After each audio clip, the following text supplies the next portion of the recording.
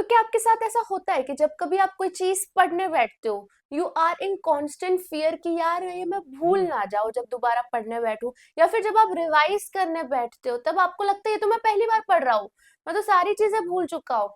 Revision की अगर आपको बहुत दिक्कत आती है तो don't fear any more, because इस वीडियो में मैं आपको 6 ऐसे साइंटिफिकली प्रूवन रिवीजन टेक्निक्स बताने वाली हूँ जिसके चलते आप कभी कोई चीज नहीं भूलोगे जो आप पढ़े हो। So yes friends, welcome back to my channel, this is Neha Patlar. And बहुत रिसर्च करने के बाद मुझे ये 6 रिवीजन टेक्निक्स मिले हैं जिसमें सब कुछ कवर हो जाता है।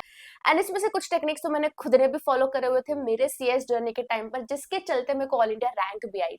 सो लेट्स स्टार्ट द वीडियो। इस रिवीजन टेक्निक को गाइस मैं शॉर्टकट में रिकॉल मेथड बुलाती हूँ। R stands for repetition, E stands for encoding, C stands for chunking, A stands for active recall, L stands for loci method and again L stands for liminal processing. So guys ये है हमारे 6 revision methods and शुरू करते हैं with R, that is repetition. Now guys repetition एक ऐसा method है जो बहुत ही ज्यादा नोन है और हर किसी को पता होगा ये टेक्निक रिवीजन का, but I don't know why सब कोई फॉलो क्यों नहीं करता है।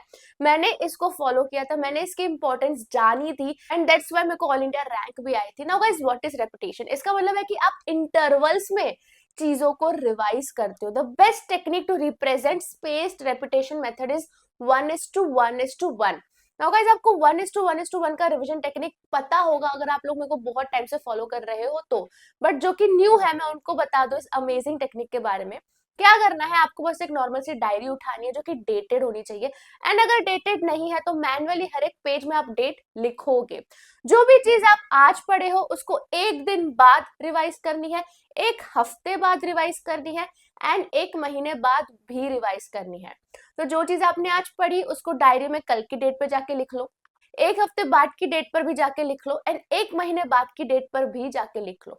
हर सुबह डायरी ओपन करनी है, जो कॉन्सेप्ट्स आए हैं उसको रिवाइज करना है एंड टड़ा कोई भी चीज आप कभी भी नहीं भूलोगे। लाइक मुझे अब तक 4 साल हो चुके हैं मुझे सीएस बने, बट अब तक मुझे वो सारी चीजें याद है जो मैंने मेरे सीएस जर्नी के टाइम पर पढ़ी थी, because of this technique. Now second technique is encoding. Encoding मतलब एक गहरा छाप छोड़ दो आप अपने दिमाग में उस कॉन्सेप्ट का। नाउ बेसिकली ये उन कॉन्सेप्ट्स के लिए काम आता है जो कि बहुत ही ज्यादा कॉम्प्लेक्स और बहुत ही ज्यादा डिफिकल्ट कॉन्सेप्ट्स होते हैं। उनको पढ़ने में ही एक तो बहुत टाइम लग जाता है, जब उसको पढ़ लेते हैं उसके बाद उसको याद रखना भी एक टास्क है।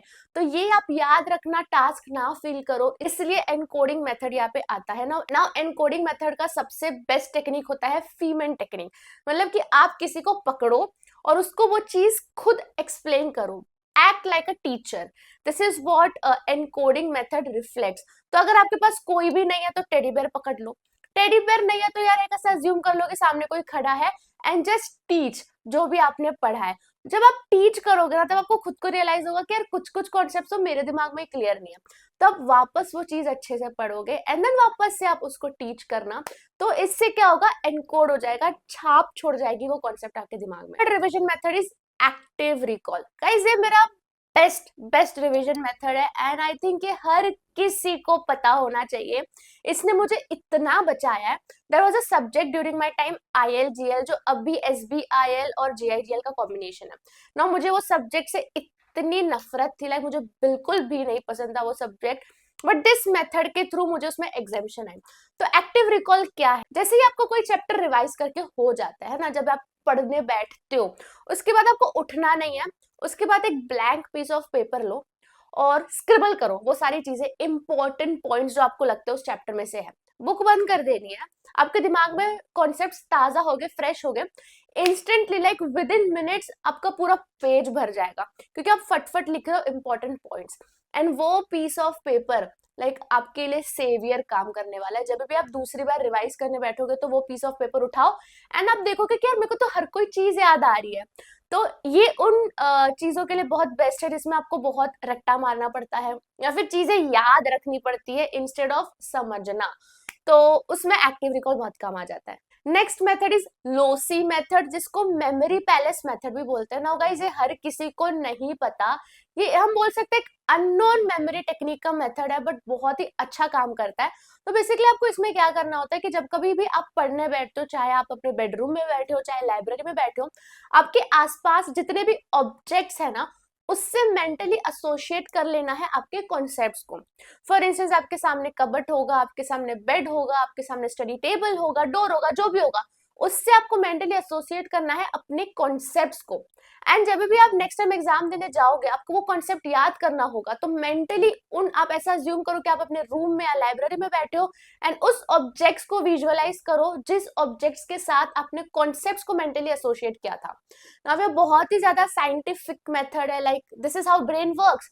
आपको फिर इंस्टेंट मेथड पे वो सारे कॉन्सेप्ट्स याद आना स्टार्ट हो जाएंगे। The last method is liminal processing. Now guys, ये साइंटिफिक के साथ ही साथ स्पिरिचुअल मेथड भी माना जाता है। बहुत ही कम लोगों को पता है इस मेथड के बारे में, बट ये पावरफुल मेथड ऑफ रिविजन है। एंड इस मेथड से आप शायद बहुत ही ज्यादा खुश भी होगे, बिकॉज इसमें क्या होता है, जब भी आप कोई चीज लर्न करते हो, ठीक है, मैंने यहाँ पे रिवाइज नहीं बोला, मैंने यहाँ पे लर्न बोला, पहली बार कोई चीज आप पढ़ते हो, फॉर इंस्टेंस आप लेक्चर्स जब देखते हो, उसके बाद आपको एक 15-20 मिनट्स के लिए डीप रेस्ट मोड पर जाना है, जिसमें आप अपने ब्रेन को कंप्लीटली रेस्ट करोगे।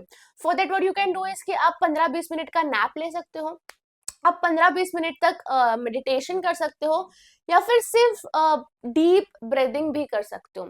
इसका मतलब है कि एक ब्रेन में पॉज आ जाएगा जब भी आपने कोई चीज लर्न की उसके 15-20 मिनट तक। तो फिर जब आप दोबारा उस चीज को पढ़ने बैठोगे ना, बहुत फ्रेश और बहुत अच्छे तरीके से आपकी पढ़ाई स्टार्ट होने वाली है। सो लिमिनल प्रोसेसिंग आई थिंक आपको डेली बेसिस पर प्रैक्टिस करना चाहिए जब भी आप अपने लेक्चर्स देके खत्म करते हो। अगर सो नहीं सकते तो डीप ब्रीदिंग स्टार्ट कर दो, बहुत काम आता है। एंड ऑल्सो गाइज, आप लोग अपने सीएस जर्नी पर कोई मेंटोर चाहते हो, या फिर बहुत ही ज्यादा स्टडी रिलेटेड डाउट आ रहा है, आप स्टक हो चुके हो, नहीं पता कि आगे कैसे बढ़े, तो any time you can connect with me one on one basis पर। उसकी लिंक मैं डिस्क्रिप्शन पर डाल रही हूँ। और प्रायोरिटी डीएम का सर्विस का बेनिफिट जरूर उठाना। प्लस अगर आप ऑनलाइन टेस्ट सीरीज ढूंढ रहे हो, या फिर 24/7 chat support for doubt solving आपको चाहिए, तो rankers wave is always with you. उसका भी लिंक मैं डिस्क्रिप्शन पर डाल रही हूँ, एक बार चेकआउट कर लेना। तो यस गाइस, दैट्स इट। ये 6 most amazing and scientifically proven revision methods थे जो आपको बहुत बहुत बहुत काम आने वाले हैं अपने पढ़ाई को लेके। सो इसको यूज करना एंड मुझे कमेंट्स में बताना कि आपको कैसे लगे ये मेथड्स। हम मिलते हैं दूसरे वीडियो में। Bye bye, best of luck.